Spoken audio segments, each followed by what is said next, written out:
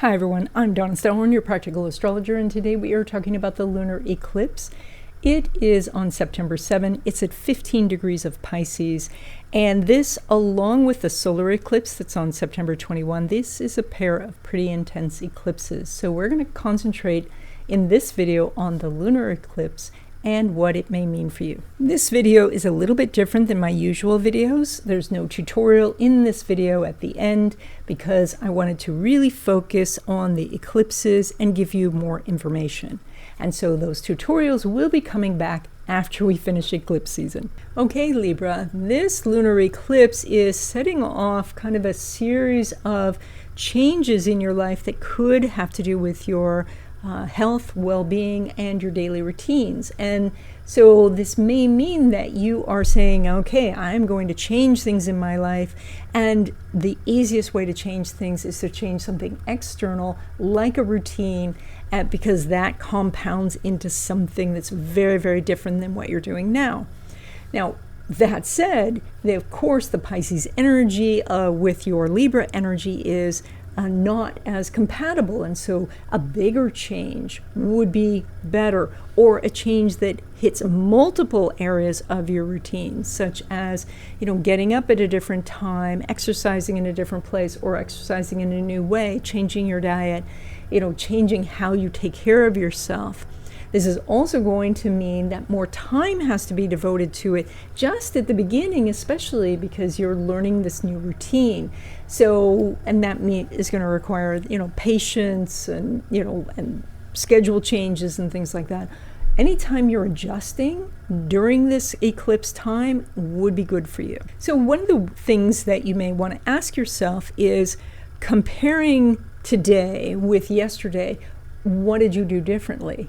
And there may be very little, but even if there's something, that would say that you're making some changes. But then take a look by going back maybe in your schedule or thinking back 6 months ago when we did have Libra Aries eclipses, of what changes you made then, and now how much have you changed over the 6 months, and are things on this upward trajectory. This is also a time to really embrace a couple of concepts, and one is about how much a small action compounds over a period of time, and that is a 5-minute meditation every day, or 5 minutes of journaling, or 5 minutes of prayer and meditation makes a huge difference over the course of a year. The second thing to consider is habit stacking. So when you want to do something different in your daily routines, stack it with something that you already do. And so that would be that before you have breakfast, you do 5 minutes of journaling, or before you go to bed, you do X number of yoga poses. And so something like that can help you remember and incorporate it into your life. But the biggest thing is, with eclipses, we think we have to make some sort of monumental change. But the change that could happen with these incremental changes is actually far beyond what the big change often does. Now, additionally, of course, this is the area of health, and so taking care of your health is quite important. This may mean a change of doctors. Maybe your doctor is retiring. You may get some sort of new health instructions or new type of treatment. This is also about your work environment, so there may be some changes there, and I don't think you're going to get all three. So sometimes if you focus on routines, you can use up the energy, so you do less with health and less with work. But with if this is about your work, it could mean that you're working with a different team, you have different duties or responsibilities. They put in a new computer system that you have to learn, which is not good because it's an eclipse, and so it's probably not going to work that well. So, but that's the kind of thing that you can expect. And when you're approaching this, approach this with curiosity and interest and lean in, and you're going to find that this eclipse is quite beneficial. So if you were given the chance to completely change one part of your life, what would it be? Take a moment and think about this, because oftentimes that answer will tell you where the eclipse is falling in your chart.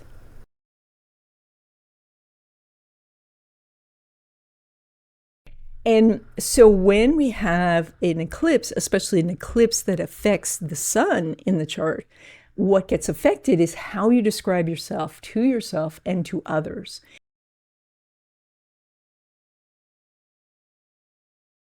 Then, just less than a month later, Venus opposes the eclipse degree, and that happens on October 1st. And that's going to be some sort of maybe announcement about commerce, about prices, about goods, because Venus rules the Taurus energy, which is the stuff that we want to have.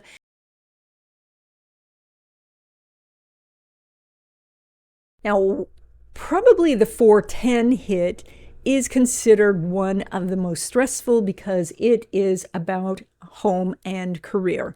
And of course, you can mitigate a lot of this energy by leaning in and making as many changes as you can in those areas.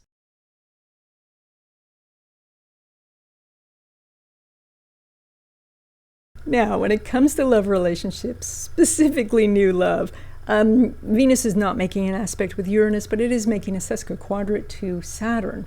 Now, sesquiquadrate, not the easiest of aspects, and it's an eclipse. So meeting somebody during this month of September, during the whole eclipse season, is a little bit risky because there can be so much drama that comes in the love relationship that it becomes a roller coaster. The sesquiquadrate can also mean that there's some sort of external problem that is holding the two of you back, like one of you still in a relationship, or you work together and it's forbidden that you date someone in the company, or they live really, really far away, or they have kids and you don't want to be in a relationship where there's children, something like that. And so you may want to wait, even though you're doing some energy here, you may want to wait until after eclipse season, and that would be October. Now, when it comes to existing love relationships, it's an entirely different story. Venus is making a lovely sextile with Mars, and so the two of you can come together and you can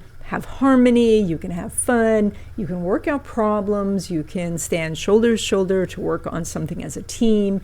So you have very good energy for your existing love relationship. Now, when it comes to your money, you pull money from Mars, and Mars is in your own sign, which is fantastic, but it is making a difficult aspect with this eclipse. And that means that it's time to do something different. Try something new.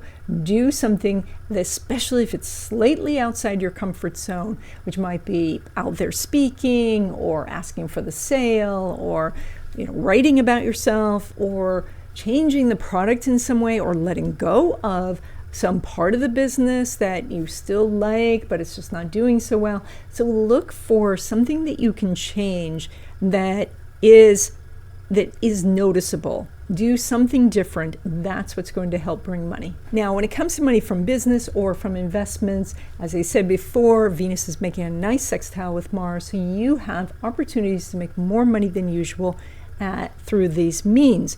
That can mean that the sale comes through and somebody decides, yes, they're gonna buy the package, or that your investments are doing well. And when it comes to money derived from a career, so that would be your paycheck, the Sun is making a sesquiquadrate to Pluto and a semisextile to Mars. Neither of these aspects are that great, and with the eclipse, it would not be the ideal time to go into your boss and demand more money. Now, it is possible, though, that there is some changes going on in the job itself, and that would be an opportunity to ask for some sort of adjustment. That might be a perk that you get, it might be some sort of one-time bonus, or something else that you feel is valuable. That you could ask for at this time. Otherwise, with this energy, you probably want to wait until after eclipse season if you are approaching your boss. If it is that you are looking for a job, and so you're in the salary negotiations for the job, then there may be some give and take. And so they may ask you to wait for a couple of months, or to take on more responsibilities or something like that to get what you want. Again, some of these things would be better outside of this eclipse season. Now, I have pre-recorded a class on these two eclipses, and this class covers what houses the eclipse is going to fall in your chart and the planets that could be affected. If you want to know more about this class and get access, there is a link in the description. Or consider having a reading, and that link is also in the description.